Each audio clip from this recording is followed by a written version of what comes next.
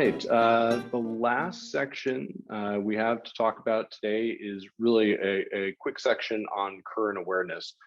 Before I go into this, I'll just say it again.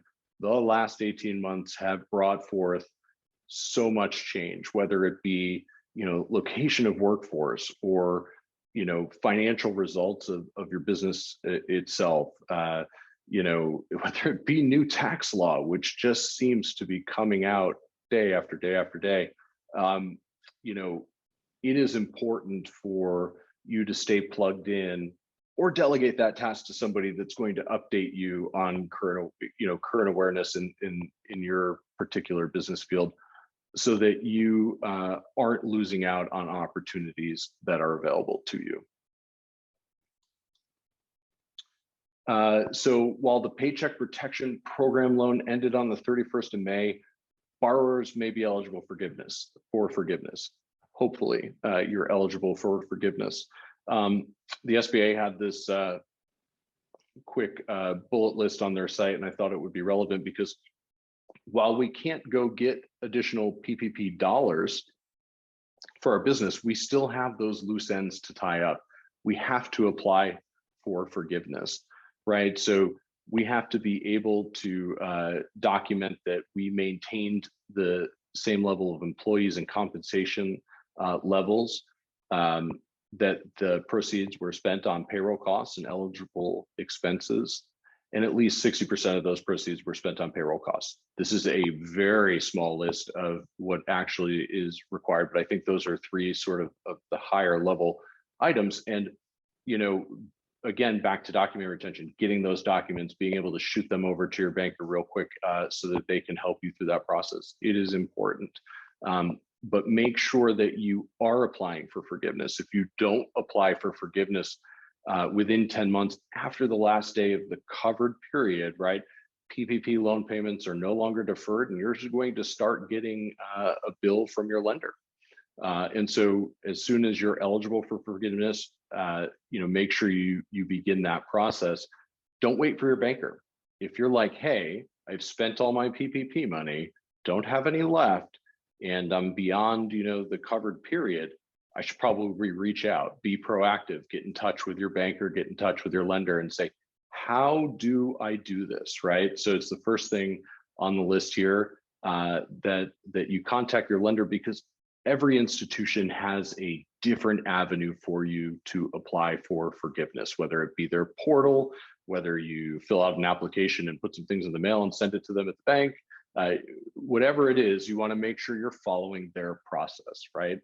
You're going to want to compile your documentation. You'll need payroll records, bank account statements.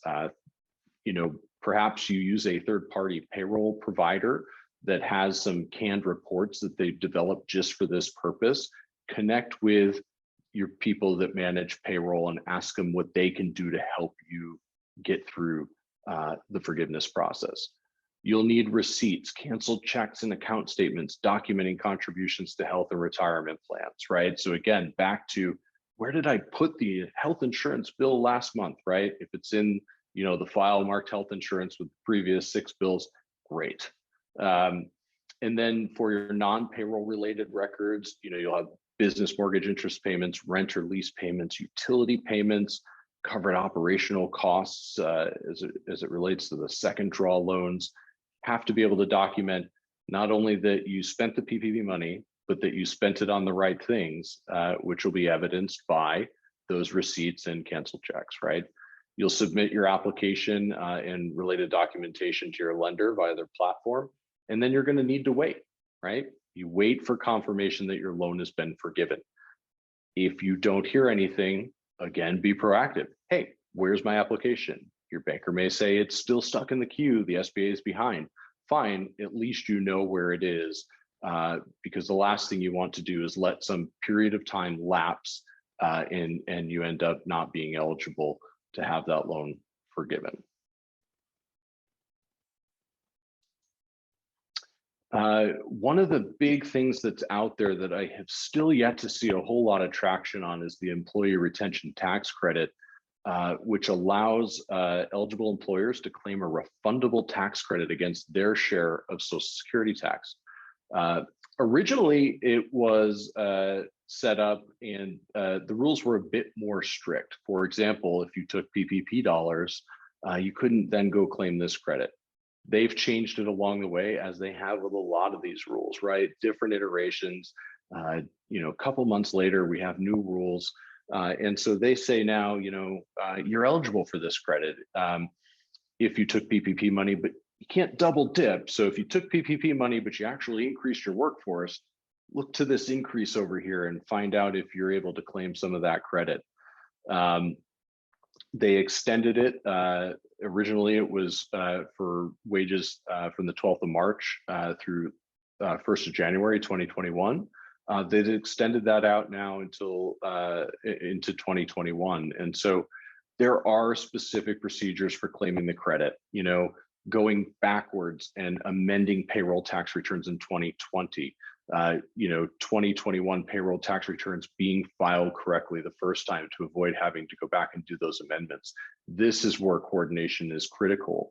You've got to reach out to your payroll tax provider. You've got to understand the interaction between your PPP loan and the ability to claim this credit. You probably want to pull in your accountant.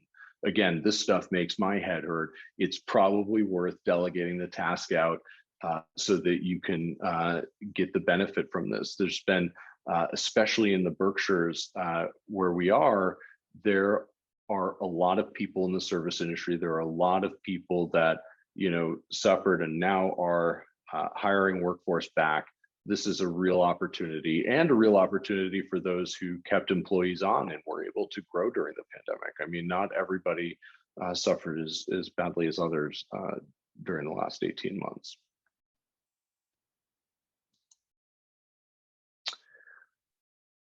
Monitor availability of industry-specific grants, right? Example, we have the Restaurant Revitalization Fund and the Shuttered Venue Operators Grant, right? Both offered through the SBA, but are specific to a particular industry.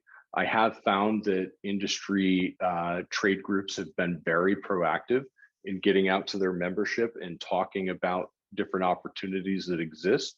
But that requires opening the email and actually reading it, right? So when we are in the thick of tough times, monitoring those pieces of correspondence and understanding their application to your business is critical. And if you don't understand it, reach out to that team and ask for help.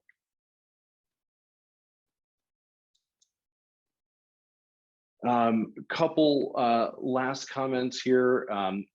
Federal unemployment benefits are coming to an end for some. I read recently that 25 states, which are, I believe, all 25 are Republican governor-led states, are opting out of federal unemployment programs as a way to motivate the unemployed to get back to work. I don't think anybody would be surprised that we're having a bit of a labor shortage around here, and it's hard to find workers.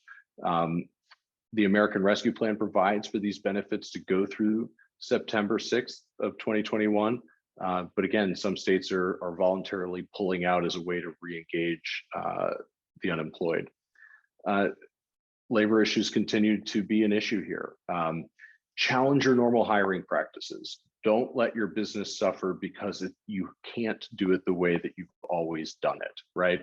I had to step outside of my comfort zone and hire back a few people that I used to work with in Denver.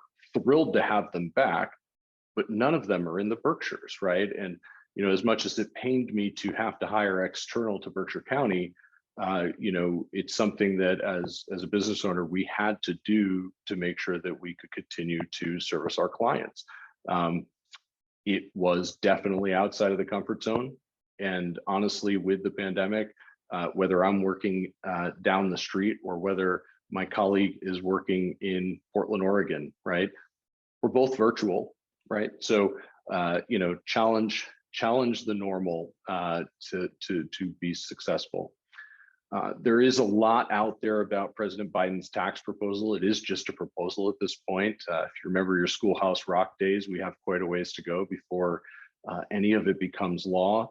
But suffice to say, it is targeted towards large multinational businesses and the wealthiest of Americans.